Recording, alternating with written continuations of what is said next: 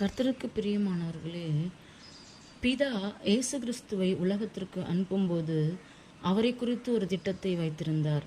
அதுபோல நம் ஒவ்வொருவரையும் குறித்து அவர் திட்டம் வைத்திருக்கிறார். இயேசு கிறிஸ்து இந்த உலகத்தில் இருக்கும்போது எதையுமே சுயமாய் செய்யாமல் எல்லாவற்றையும் பிதானுடைய சித்தப்படியே செய்து முடித்தார்.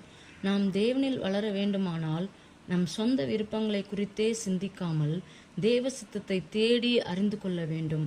குழந்தைகளைப் போல நம் தேவைகளை நிறைவேற்றுவதிலேயே குறியாக இருக்கக்கூடாது.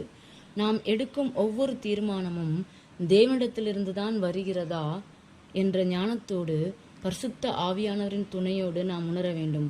அவரை முற்றிலும் சார்ந்து நம்பிக்கையோடு நடக்க வேண்டும். தேவ திட்டம் என்னவென்றே தெரிந்து கொள்ளாமல் நம் வழியிலேயே நம் காரியங்களை திட்டமிடுவோமானால் நாம் அவரை அவமதிக்கிறோம். அவர் விரும்பாததை நாம் செய்துவிட்டு அந்த காரியங்களை அவர் நிறைவேற்ற வேண்டும் என்று தேவனிடம் எதிர்பார்க்கிறோம். சுயமாக நாமே காரியங்களை செய்து கொள்வோம். அது செம்மையாக இருக்கும் என்று நம்புவோமானால் அவரை நம்பாமல் இருக்கிறோம் என்றே பொருள். மற்றவர்களை நாம் நம்பாமல் தனித்து செயல்படலாம். அதற்கு தேவன் பதில் தருவார். ஆனால் நம் வாழ்வில் அவருடைய சித்தத்தை நிறைவேற்றுவது மட்டும்தான் நம் குறிக்கோளாய் இருக்க வேண்டும். ஆமென்.